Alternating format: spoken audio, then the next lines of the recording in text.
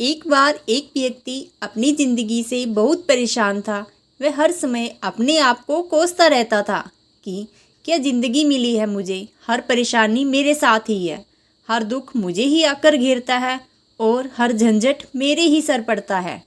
एक दिन इसी तरह अपने आप को बैठा बैठा कोस रहा था कि क्या किस्मत है मेरी और क्या ज़िंदगी मिली है मुझे। तभी अचानक एक बाज अपने शिकार को पंजों में दबाए हुए एक पेड़ पर आकर बैठ जाता है और वहीं पर अपने उस शिकार को खाने लग जाता है। ये परेशान आदमी जब उस बाज को देखता है तो कहने लगता है कि वाह, क्या ज़िंदगी है इसकी, क्या जीवन जी रहा है ये मज़े का। ना इसे खाने की चिंता, ना पीने की, ना पहनने की और ना ही परिवार को शिकार ले जाने की। और मस्त खुली हवाओं में कभी इधर घूमता है तो कभी उधर घूमता है और सारे दिन आसमान में उड़ता रहता है।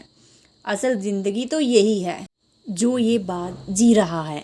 और फिर वह आसमान की तरफ ज़ोर ज़ोर से चिल्लाता है कि काश मैं भी एक बाज होता तो मुझे भी कोई दुख ना होता, मुझे भी कोई परेशानी ना होती। काश मैं भी एक बाज होता।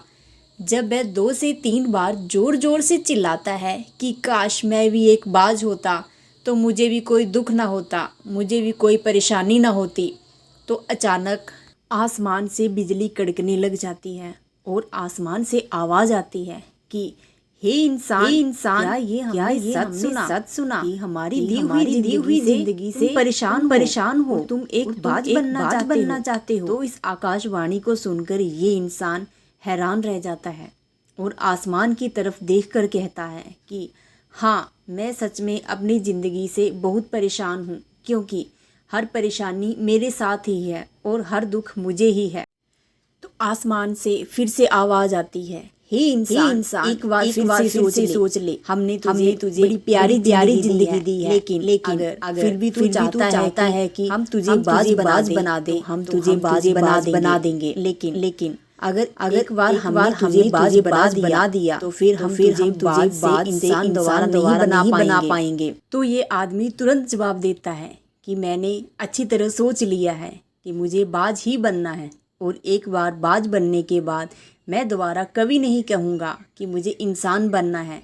तभी ऊपर से आवाज़ आती है, जैसे तुम्हारी इच्छा। और वह इंसान बाज बन जाता है। बाज बनते ही वह इंसान खुली हवाओं में उड़ने लगता है। कभी उड़ता हुआ इधर जाता है तो कभी उधर चला जाता है और सोचता है क्या मज़े की ज़िंदगी है। असल ज़िंदगी तो यही है, ना कोई चिंता, ना कोई परेशानी, ना कोई डर। वह सारा दिन ऊंचे आसमान में उड़ता रहता है। 2-3 मिनट पंख मारता है, उसके बाद पंख मारना बंद कर देता है और लंबे समय तक हवाओं में तैरता रहता है। इसी तरह हवाओं में तैरते हुए शाम का समय नज़दीक आ जाता है तो वह सोचता है कि मेरे पास रहने का एक ठिकाना तो होना चाहिए जहाँ मैं रात को आराम से रह सकूं। और ये सोचकर वह छोटी छोटी लकड़ियाँ इकट्ठा करने लग जाता है और एक ऊंचे से पेड़ पर अपना घोंसला बनाने लग जाता है। एक एक लकड़ियाँ इकट्ठा करके वह अपने लिए एक सुंदर सा घोंसला तैयार कर लेता है और रात में उसी में सो जाता है और सोचता है सुबह उठकर शिकार भी करूँगा और मौज मस्ती भी करूँगा। खुली हवाओं में उड़ेंगे। सुबह होते ही वह शिकार की तलाश में निकल पड़ता है और हवाओं में उड़ता रहता है। ऊपर से जाकर देखता है कि कहीं ज़मीन में मुझे कोई शिकार नज़र आए तो तुरंत जाकर उसे दबोच लूँ और वहीं पर खा लूँ। लेकिन उसे कोई शिकार नज़र नहीं आता। काफ़ी समय बीत जाता है। वह लगातार ऊंचाई से शिकार को ढूंढता रहता है, लेकिन उसे कोई शिकार नहीं मिलता। फिर पास एक जंगल होता है, उस जंगल में चला जाता है और ये सोचकर कि शायद वहाँ कोई अच्छा सा शिकार मेरे हाथ आ जाए। ये जंगल के ऊपर उड़कर शिकार को ढूंढता रहता है। जंगल के अंदर जाकर भी शिकार को ढूंढता है, लेकिन वहाँ भी उसे कोई शिकार नहीं मिलता। शाम का समय नज़दीक आ जाता है तो मायूस होकर वापस अपने घोंसले की तरफ लौट रहा होता है कि रास्ते पर थककर एक पेड़ के ऊपर बैठ जाता है।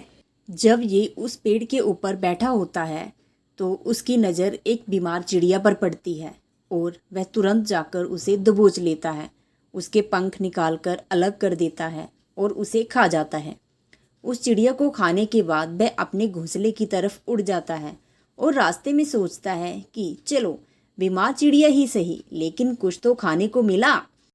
वह अपने घोंसले पर पहुंचकर आराम करने लगता है और सोचता है सुबह एक अच्छा सा शिकार पकड़ूंगा और अपनी भूख मिटा लूंगा। जैसे ही सुबह का प्रकाश होता है वह निकल पड़ता है अपने शिकार की तलाश में। हवा में उड़ता रहता है, लेकिन आज फिर कोई शिकार इसके हाथ नहीं आता। काफ़ी समय बीत जाता है। ये ऊंचाइयों पर जाकर अपनी तेज नज़रों से शिकार को ढूंढने की पूरी कोशिश करता है, लेकिन उसे कोई भी शिकार नज़र नहीं आता। वह पास के जंगल की तरफ चला जाता है, लेकिन उसे वहाँ भी कोई शिकार नहीं मिलता। इसी प्रकार पूरे दिन उड़ते उड़ते शाम का समय नज़दीक आ जाता है, तो वह निराश होकर वापस लौटने लगता है और रास्ते में एक पेड़ पर आराम करने बैठ जाता है और सोचता है शायद आज फिर कोई बीमार चिड़िया मेरा इंतज़ार कर रही हो। लेकिन हर बार किस्मत मेहरबान होती है क्या? आज फिर उसे कोई बीमार चिड़िया नहीं मिलती। वह थक हार कर वापस अपने घोंसले की तरफ चल पड़ता है और घोंसले पर पहुंचकर भूखा प्यासा ही सो जाता है और सोचता है कल सुबह एक बड़ा सा शिकार पकड़कर अपनी भूख मिटा लूँगा। रात को अपने घोंसले में सोया होता है, गहरी नींद में होता है। तभी एक भयानक तूफान आता है और तूफान की हवा इतनी तेज होती है कि इसके घोंसले को उड़ाकर एक जगह से दूसरी जगह पर फेंक देती है। उसका घोंसला ऐसी जगह पर गिरता है जिसके नीचे एक नोकदार लकड़ी गिरी होती है और उसके पंजे में गड़ जाती है और उसका पंजा बुरी तरह से घायल हो जाता है। तूफान के रुकने के बाद बारिश शुरू हो जाती है। तेज बारिश होती रहती है। वह किसी तरह से पेड़ों के नीचे छुपकर बैठा रहता है और बड़ी मुश्किल से इसकी रात कटती है। जब सुबह होती है तो बारिश रुक जाती है। बारिश रुकते ही चारों तरफ खुशियाँ छा जाती है, चारों तरफ हरियाली छा जाती है। नदियाँ और झरने बहने लगते हैं। सब कुछ पहले जैसा हो जाता है, लेकिन ये बाज अब पहले जैसा नहीं रहता। इसका पाँव पूरी तरह घायल हो चुका है। वह बाज सोचता है अगर मेरा पंजा ठीक नहीं हुआ तो मैं शिकार कैसे करूँगा, अपनी भूख कैसे मिटाऊँगा, क्योंकि बाज अपने पंजों से ही शिकार को पकड़ता है और दबोच लेता है और फिर अपनी चोंच के माध्यम से नोच नोच कर खा जाता है। लेकिन अब इस बाज का पंजा बुरी तरह से घायल हो चुका था और वह पिछले 2 दिनों से भूखा था। वह शिकार की खोज में थोड़ा सा उड़ता है कि शायद कोई बीमार चिड़िया मुझे मिल जाए, लेकिन कहाँ बार बार कोई बीमार चिड़िया मिलने वाली थी। वह कुछ देर तक उड़ता है, लेकिन फिर भूख और दर्द के मारे थक कर एक पेड़ पर आकर बैठ जाता है। पेड़ पर आकर बैठता तो है, लेकिन उसे क्या पता था कि यहाँ एक और मुसीबत उसका इंतज़ार कर रही है। और वह मुसीबत ये थी कि 8-10 कौवों का झुंड मिलकर उसे परेशान करने लग जाता है। इसके ऊपर बैठकर इसके घाव को नोचने लगता है।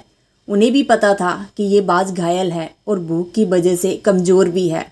ये बाज उनसे बचने के लिए थोड़ा सा उड़ता है और फिर जाकर बैठ जाता है।